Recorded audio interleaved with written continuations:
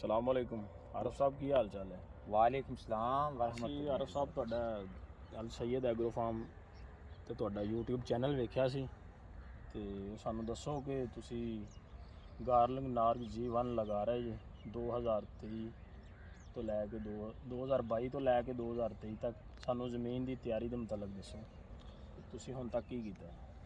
Sir ਜ਼ਮੀਨ ਦੀ ਤਿਆਰੀ ਵਾਸਤੇ ਅਸੀਂ ਜੂਨ ਤੋਂ ਲੈ ਕੇ ਹੁਣ ਤੱਕ ਮੁਸਲਸਲ ਜ਼ਮੀਨ ਨੂੰ ਵਕਫੇ ਬਾ ਵਕਫੇ ਨਾਲ ਹਲ ਦੇ ਰਹੇ ਹਾਂ, ਵੇਸਟ ਡੀਕੰਪੋਜ਼ ਦੇ ਰਹੇ ਹਾਂ, ਤਿਆਰ ਕਰ ਰਹੇ ਹਾਂ।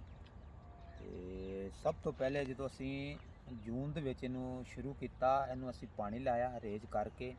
ਉਸ ਤੋਂ ਬਾਅਦ ਇਹਨੂੰ ਡਬਲ ਹਲ ਲਾਇਆ, ਹਲ ਲਗਾ ਕੇ ਫਿਰ ਅਸੀਂ ਇਹਨੂੰ ਲੇਜ਼ਰ ਕੀਤਾ। ਲੇਜ਼ਰ ਕਰਨੇ ਤੋਂ ਬਾਅਦ ਅਸੀਂ ਲੇਜ਼ਰ ਦੇ ਉੱਪਰ 50 ਬੋਰੀ ਜਿਪਸਮ ਦੀ ਪਾਈ। ਜਿਪਸਮ ਪਾ ਕੇ ਉਹਦੇ ਉੱਤੇ ਹੀ ਅਸੀਂ ਤਕਰੀਬਨ 16 ਟਰਾਲੀਆਂ ਗੋਬਰ ਦੀਆਂ ਪਾਈਆਂ, ਜਿਹਨੂੰ ਆਪਾਂ ਰੂੜੀ ਕਹਿੰਦੇ ਹੈਗੇ। ਰੂੜੀ ਪਾਉਣ ਤੋਂ ਬਾਅਦ ਸਰ ਅਸੀਂ ਇਹਨੂੰ ਵਾਹ ਦਿੱਤਾ ਡਬਲ ਹਲ ਲਾ ਕੇ। ਫਿਰ ਉਸ ਤੋਂ ਬਾਅਦ ਅਸੀਂ ਇਹਨੂੰ ਹਲ ਲਾਉਣ ਦੇ ਉੱਤੇ ਹੀ ਪਾਣੀ ਛੱਡ ਦਿੱਤਾ, ਰੇਜ ਕੀਤਾ ਇਹਨੂੰ। ਰੇਜ ਕਰਨ ਤੋਂ ਬਾਅਦ ਅਸੀਂ ਫਿਰ ਦੂਸਰੇ ਦਿਨ ਬਾਅਦ ਇਹਨੂੰ ਡਬਲ ਰੇਜ ਕੀਤਾ। ਤੇ ਜਦੋਂ ਤਕਰੀਬਨ ਪਾਣੀ ਜਜ਼ਬ ਹੋਣ ਦੇ ਵਿੱਚ ਸੀਗਾ, ਉਸ ਤੋਂ ਬਾਅਦ ਅਸੀਂ 25 ਕਿਲੋ ਜਿਹੜਾ ਜੰਤਰ ਦਾ ਬੀਜ ਤੇ 7 ਕਿਲੋ ਗੁਆਰ ਮਿਕਸ ਕਰਕੇ ਤੇ ਅਸੀਂ ਛੱਟਾ ਦੇ ਦਿੱਤਾ ਇਹਦਾ।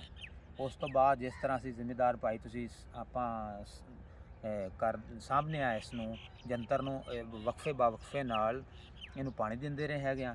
ਤਕਰੀਬਨ ਜੰਤਰ ਸਰ 3.5 ਫੁੱਟ ਤੋਂ ਲੈ ਕੇ 4 ਦੇ ਕਰੀਬ ਅਸੀਂ ਜਦੋਂ ਹੋ ਗਿਆ ਸੀ, ਫਿਰ ਇਹਨੂੰ ਅਸੀਂ ਰੂਟਾਵੇਟਰ ਕੀਤਾ।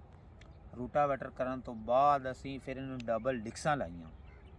ਡਬਲ ਡਿਕਸਾਂ ਲਾਉਣ ਤੋਂ ਬਾਅਦ ਅਸੀਂ ਇਹਨੂੰ 2 ਹਲ ਲਾਏ। ਹਲ ਲਾ ਕੇ ਫਿਰ ਅਸੀਂ ਇਹਨੂੰ ਸੁਹਾਗਾ ਮਾਰ ਕੇ ਇੱਕ ਵਾਰੀ ਪਾਣੀ ਦਿੱਤਾ। ਫਿਰ ਅਸੀਂ 8 ਦਿਨ ਤੋਂ ਬਾਅਦ ਫਿਰ ਇਹਨੂੰ ਪਾਣੀ ਦਿੱਤਾ ਕਿ ਜ਼ਮੀਨ ਜਿਹੜੀ ਆ ਉਹ ਠਰ ਜਾਵੇ ਔਰ ਜਿਹੜਾ ਅਸੀਂ ਜੰਤਰ ਇਹਦੇ 'ਚ ਰੂਟਾਵੇਟਰ ਕੀਤਾ ਉਹ ਅੱਛੀ ਤਰ੍ਹਾਂ ਮਿਕਸ ਹੋ ਜਾਵੇ। ਉਹ ਰੂਟਾਵੇਟਰ ਕਰਨ ਤੋਂ ਬਾਅਦ ਸਾਰੇ ਨੂੰ ਅਸੀਂ ਫਿਰ ਹਲ ਲਾਏ। ਹਲ ਲਾਉਣ ਤੋਂ ਬਾਅਦ ਅਸੀਂ ਵੇਸਟ ਡੀਕੰਪੋਜ਼ਰ ਮੁਸਲਸਲ ਬਾ ਵਕਤ ਜਦੋਂ ਅਸੀਂ ਪਾਣੀ ਲਾਉਂਦੇ ਹਾਂ, ਉਦੋਂ ਪਾਣੀ ਦੇ ਨਾਲ ਅਸੀਂ ਵੇਸਟ ਡੀਕੰਪੋਜ਼ ਇਹਦੇ ਨਾਲ ਫਲੱਡ ਕਰਦੇ ਹੈਗੇ ਆ। ਇਹ ਡੀਕੰਪੋਜ਼ ਜਿਹੜਾ ਆਰਫ ਸਾਹਿਬ ਇਹ ਤੁਸੀਂ ਜ਼ਮੀਨ ਨੂੰ ਕਿੰਨੀ ਦਫਾ ਹੁਣ ਤੱਕ ਦੇ ਚੁੱਕੇ ਹੋ। ਤਕਰੀਬਨ ਸਾਰੇ ਅਸੀਂ ਇਹਨੂੰ 4 ਤੋਂ 5 ਦਫਾ ਇਹਨੂੰ ਵੇਸਟ ਡੀਕੰਪੋਜ਼ ਫਲੱਡ ਕਰਦੇ ਹੈਗਾ ਪਾਣੀ ਦੇ ਵਿੱਚ।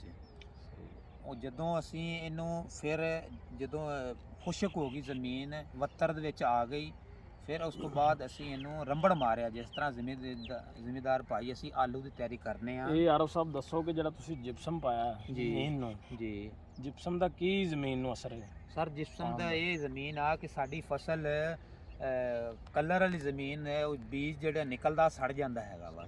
ਤੇ ਜਿਪਸਮ ਪਾਉਣ ਦਾ ਇਹ ਮਕਸਦ ਹੈ, ਇੱਕ ਤਾਂ ਤੁਹਾਡੀ ਫਸਲ ਦਾ ਹਰ ਪੌਦਾ ਬਰਾਬਰ ਰਹੇਗਾ, ਦੂਜੇ ਕਿ ਅਸੀਂ ਪੌਦਾ ਅੱਛੀ ਔਰ ਸਿਹਤਮੰਦ ਹੋਵੇਗਾ। ਫਸਲ ਸਾਡੀ ਨੀਵੀਂ ਉੱਚੀ ਹੁੰਦੀ ਹੈ, ਜਿਪਸਮ ਜੋ ਹੈ ਬਰਾਬਰ ਤੁਹਾਨੂੰ ਕਰ ਦੇਗਾ ਉਸ ਚੀਜ਼ ਨੂੰ।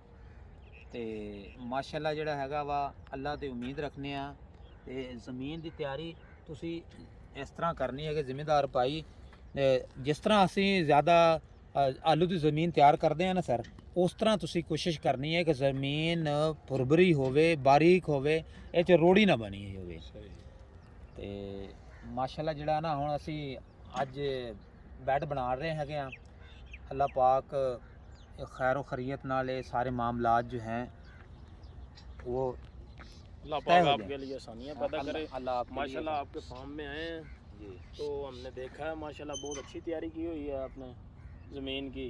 अल्लाह पाक आपके लिए बरकत और आसानियाँ पैदा फरमाए। आमीन या रब्बुल आलमीन।